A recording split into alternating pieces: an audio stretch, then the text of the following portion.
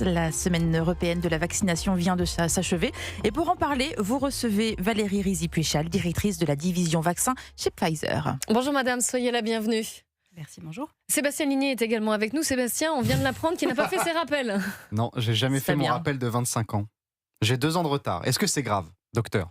Alors, je ne suis pas sûre qu'il faille exactement présenter les choses comme ça, mais bien évidemment, la vaccination, ça s'entend tout au long de la vie. On pense souvent à la vaccination dans la petite enfance, évidemment, mais en fait, la vaccination, ça doit devenir un réflexe. Il est sûr que à l'âge où on devient étudiant, où on prend un petit peu son envol, où on n'est plus dans le schéma pédiatrique et rappel programmé, eh bien, quelquefois, on décroche. Alors qu'en fait, il faut en parler à un professionnel de santé parce que lui, en fonction du mode de vie que vous avez, saura vous conseiller en fait et vous dire quels sont les rappels auxquels il ne faut pas se soustraire. Voilà, Sébastien Ligné, vous avez pris votre envol, mais il faut penser au vaccin. C'est vrai, on perd le calendrier des rappels. On ne sait plus vraiment tous les 10, 15, 20 ans.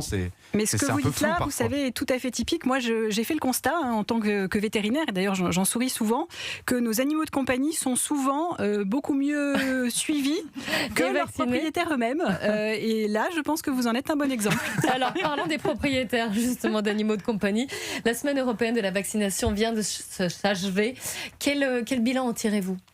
Alors écoutez, un bilan très positif parce qu'il y a eu beaucoup d'échos à cette semaine. Je pense que bien évidemment, sans remonter à Pasteur, mais depuis les années 70, il y a eu beaucoup de nouvelles générations de vaccins qui se sont fait jour et ils ont sauvé des millions de vies. Donc il est important d'en parler, il est important de considérer qu'aujourd'hui ce réflexe n'est pas acquis justement par l'ensemble de la population, alors qu'en fait, prendre en charge sa vaccination, ça doit devenir un réflexe de tous. Vous voulez dire que la couverture vaccinale en France est encore insuffisante ? Elle est encore insuffisante sur certains vaccins. Certains vaccins, notamment chez les seniors, sont relativement peu suivis. Il y a encore une couverture vaccinale qui n'est pas complète, alors qu'en fait, beaucoup de ces pathologies sont complètement évitables. Donc aujourd'hui, si elles ne sont pas évitées, elles ont des conséquences sur l'hospitalisation, sur l'embouteillage de nos urgences certaines fois, et surtout sur la qualité de vie et le niveau d'autonomie des patients. Et qu'est-ce qui pêche ? Pourquoi elle n'est pas suffisante ? C'est la prévention, la communication ? Alors, des hésitations ? Des hésitations certaines fois, mais surtout, les Français sont généralement favorables à la vaccination. Hein. Il y a le dernier rapport de Santé publique France fait en fait état que 8 Français sur 10 sont favorables à la vaccination. Donc on va dire qu'il faut convertir cette faveur en action. Il y a un problème très certainement d'information et de partage de l'information. Nous, chez Pfizer, on essaye évidemment d'apporter notre pierre à l'édifice et de contribuer à la connaissance de l'existence de ces vaccins, de la mise à disponibilité et aussi bien évidemment des conséquences que l'absence de vaccination peut avoir sur la vie des gens, qu'il s'agisse de gens jeunes mais aussi de gens âgés. Les gens âgés sont, de par leur statut immunitaire, beaucoup plus susceptibles en plus de faire des formes graves de pathologie puisque s'installe ce qu'on appelle l'immunosénescence, c'est-à-dire que lorsqu'on prend de l'âge, eh bien notre système immunitaire il vieillit avec nous en fait, il est moins efficace, on devient plus sensible aux pathologies et donc tout l'objet de la vaccination c'est de le stimuler et du coup, lorsque on rencontre une bactérie ou qu'on rencontre un virus, par exemple le pneumocoque, la grippe ou le Covid, eh bien du coup, on peut aborder cette pathologie dans une bien meilleure configuration. Je rebondis sur cet exemple puisque la Haute Autorité de Santé recommande d'élargir la vaccination contre le pneumocoque à toutes les personnes de la tranche d'âge des plus de 65 ans. Hein. Et vous avez développé chez Pfizer un vaccin contre ces infections, expliquez-nous. Oui, tout à fait. En fait, donc le pneumocoque, c'est l'agent qui est responsable d'une pneumonie à pneumocoque qui peut être très grave, qui peut même être mortelle, et qui, notamment lorsque les patients prennent de l'âge, eh bien, peut être une pathologie qui conduit à l'hospitalisation, voire, dans certains cas, au décès. Alors qu'en fait, cette maladie est aujourd'hui une maladie qu'on peut tout à fait prévenir. Et le fait d'être vacciné fait qu'on fera souvent une forme moins grave. Et c'est important de faire une forme moins grave parce que lorsqu'on vieillit et qu'on attrape ce type de pathologie, eh bien, en général, les conséquences sont des conséquences en termes de perte d'autonomie. des conséquences en termes d'aggravation de pathologies sous-jacentes, donc de pathologies cardiaques par exemple, alors qu'en fait, comme dit l'adage, mieux vaut prévenir que courir.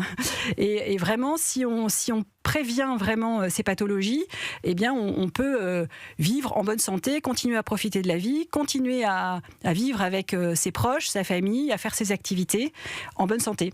Alors évidemment, tout ça vante les mérites de ce vaccin, mais pourquoi est-ce qu'il y a quelques réticences ou pourquoi les personnes âgées ne le font pas? Est-ce qu'il est cher, par exemple? Est-ce qu'il est remboursé?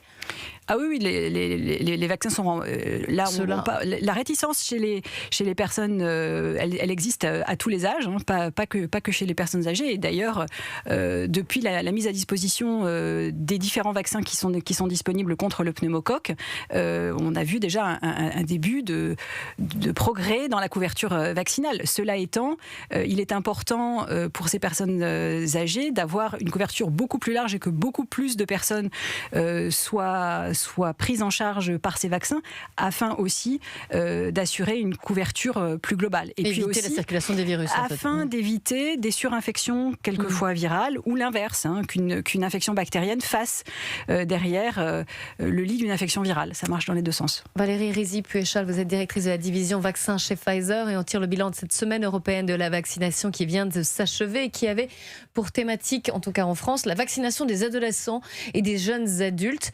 Alors on en a un petit peu parlé à travers le cas de Sébastien Ligné, mais est-ce qu'il faut davantage sensibiliser les adolescents déjà ?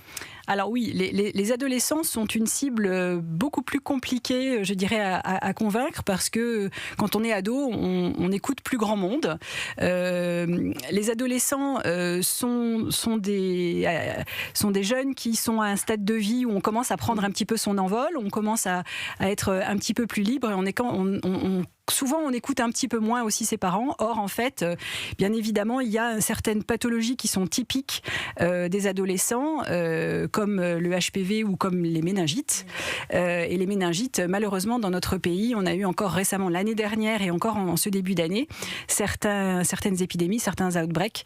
Et donc, il est important aujourd'hui que les jeunes soient vaccinés, puisque des vaccins sont disponibles, que ces pathologies sont des pathologies mortelles, graves et rapides, qui en plus atteignent des gens qui sont tout à fait bien portants, et puis craquent finalement à l'aune d'un contact. On attrape cette maladie qui est d'une évolution en plus extrêmement rapide, et donc il est important que tous les efforts aussi que le gouvernement a mis en place avec l'extension des recommandations, la vaccination dans les collèges notamment, soient suivis, parce que on voit que malheureusement cette pathologie est toujours présente. Depuis la crise du Covid, est-ce que vous observez une baisse de l'adhésion des Français à la vaccination ?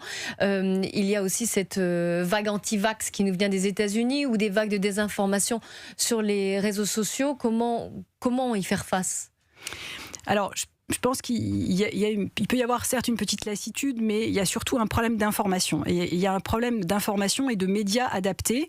Donc c'est bien parce qu'aujourd'hui on est sur un média, de médias adaptés à son auditoire. Et tout à l'heure vous me parliez des adolescents. On ne s'adresse pas aux adolescents comme on s'adresse aux seniors, comme on s'adresse aux futures mamans. Donc l'information, il faut qu'elle diffuse plus. Nous, en tant que laboratoire pharmaceutique, on a un rôle à jouer là-dedans et on essaye d'embrasser cette responsabilité-là aussi, à la fois vis-à-vis des seniors, vis-à-vis des futures mamans ou vis-à-vis des adolescents. Mais l'information, elle doit circuler plus et surtout, elle doit être sourcée. C'est-à-dire qu'il faut qu'on fasse toute une éducation aussi des gens sur l'information fiable en santé. Il y a des sites qui sont extrêmement importants et les sites des autorités, je pense qu'ils sont ceux qui font vraiment foi. Et il ne faut pas confier sa santé à juste ce qu'on a entendu sur un mauvais blog. Donc l'esprit critique, je dirais, de nos adolescents notamment, puisque vous parliez tout à l'heure des adolescents, il doit aussi être aiguisé à faire le lien la différence entre ce qui est une vraie source d'information, ce qui a été publié scientifiquement, ce qui est sourcé aussi par des sites officiels versus des fake news.